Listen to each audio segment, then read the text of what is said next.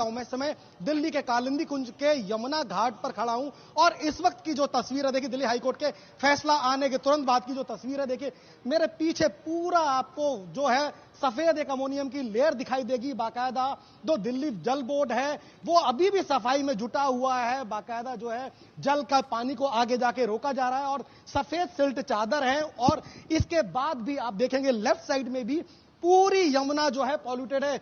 Cameraman Monty move करेंगे उस तस्वीर को, देखिए एक कितनी गंभीर और बेहद गंभीर तस्वीर आपको दिखेगी। एक बड़ी जो लेयर है, जो पानी का जो बहाव है सफेद सिल्ट की तरह आपको देखने में बहुत खूबसूरत लग रहा होगा, लेकिन वर्तमान की जो तस्वीर है वो यही है। और दिल्ली हाईकोर्ट ने इसी मुद्दों को सवाल उठाया कि एक दिन में यमुना पॉल्यूटेड नहीं होगी। लेकिन रमा, एक अहम सवाल पैदा होता है कि आखिर वजह क्या रही। देखिए मेरे साथ निशा अग्रवाल जी हैं जो पर्यावरणविद हैं और खाद्य मामलों की जानकार। उनके पास एक महत्वपूर्ण डेटा है। निशा जी, जो डेटा है आपके पास वो डेटा क्या है, किसका डेटा है और इसमें क्या कहा गया है?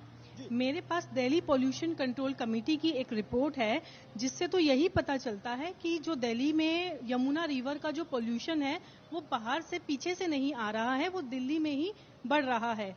जिसके हिसाब से जब यमुना नदी पाला में एंटर करती है तो उसका पोल्यूशन लेवल उस स्तर तक का नहीं है, ना पीएच लेवल उतना है। पीएच सिर्फ न्यूट्रल पीएच है 7.32, जो कि आगे बढ़ते बढ़ते जब Wazirabad, ISBT bridge, ITO bridge, Nizamuddin bridge, Okhla barrage जैसी जगहों को जब ये यमुना नदी क्रॉस करती है तो यह पीएच लेवल धीरे धीरे एसिडिक रेंज में होता जा रहा है, मतलब वो पॉल्यूटेड होता जा रहा है।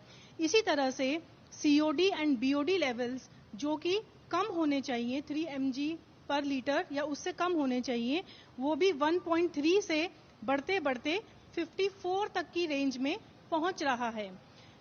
इससे यह पता चलता है कि इन सब जगहों पर धीरे धीरे पॉल्यूशन ऐड किया जा रहा है यमुना नदी के अंदर।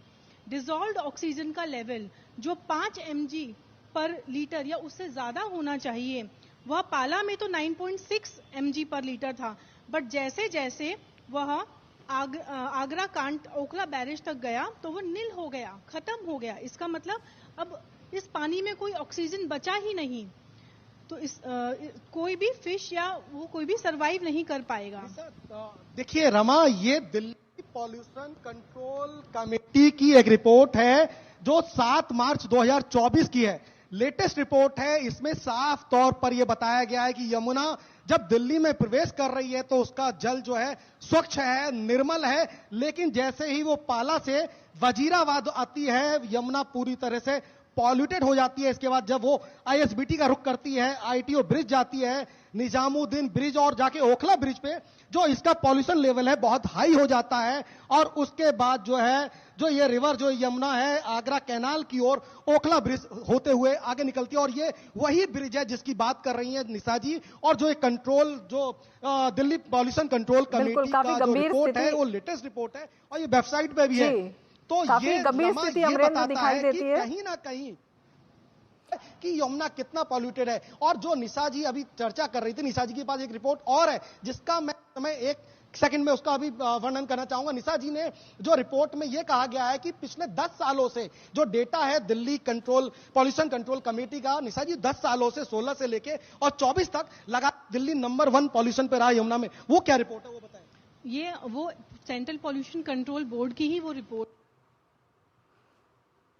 जिसमें बताया गया है कि 2016 से लेकर पॉल्यूटेड स्ट्रेच एरिया में आती है, वो उसकी प्रायोरिटी लेवल 1 है और वो तब भी 1 था और आज भी वो 1 ही है। इसका मतलब दिल्ली का पोल्यूशन यमुना रिवर का कम नहीं हुआ है, बड़ा ही है। यानी कि रमा जो आपने सवाल किया उसका 16